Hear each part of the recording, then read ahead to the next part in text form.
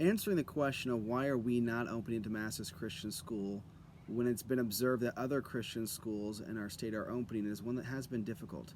In fact, I'm aware of at least 6 different Christian schools that have chosen to open. They are taking measures that they deem are appropriate for maintaining the safety of their staff and students. So the question remains, why have we chosen not to open? Are they seeing things we're not? Are they different than us? Do they meet different metrics or criteria? I'm going to try to very quickly and succinctly answer this with 2 pieces. One, looking at the scriptures, and then second, looking at the government and their metrics or what they are allowing or not allowing right now. First, let's look at the biblical aspect of this.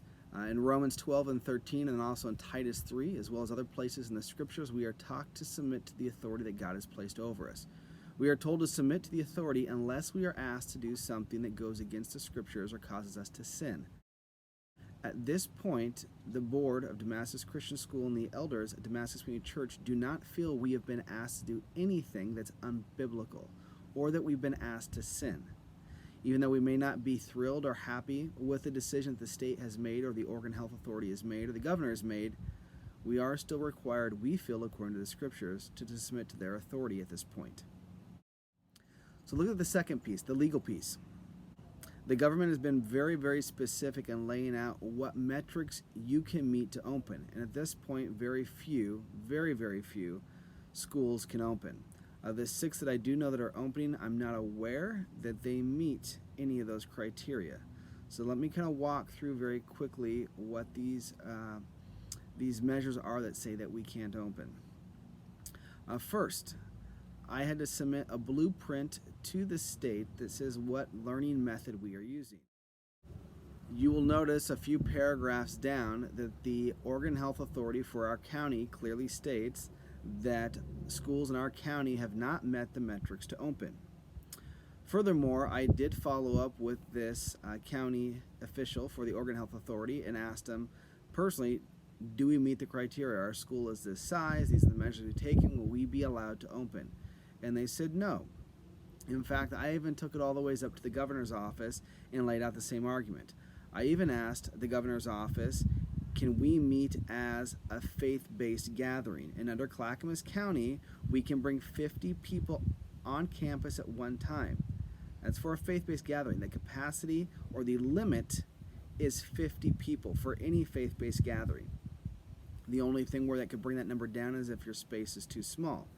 I was told if you bring anybody onto your campus under the vehicle of, for example, education, it now has to fall under those requirements.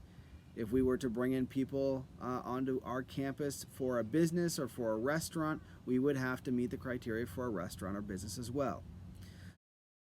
We also heard this last week from a federal judge that the argument under the First Amendment right for us being able to meet and teach our students does not also qualify us to go ahead and meet. So we had several levels of directives from government officials telling us that we cannot meet at the federal level, at the state level, and at the county level. It has also been made clear to us that there is a process for reporting organizations, including schools, that do choose to violate these requirements by the Oregon Health Authority and other state agencies. The consequences for these could range from a variety of things. Some businesses have already incurred fines, could impact certification, accreditation, could even impact people's personal liability. We also don't feel it's fair to risk the long-term ministry of the school or of the church and its ministries to go ahead and violate what the government has laid out right now for operating procedures for and requirements for a school. As a result, with these 2 factors, both biblically and legally right now, we do not feel that we can act with integrity, not just before man and the government, but before God, to open.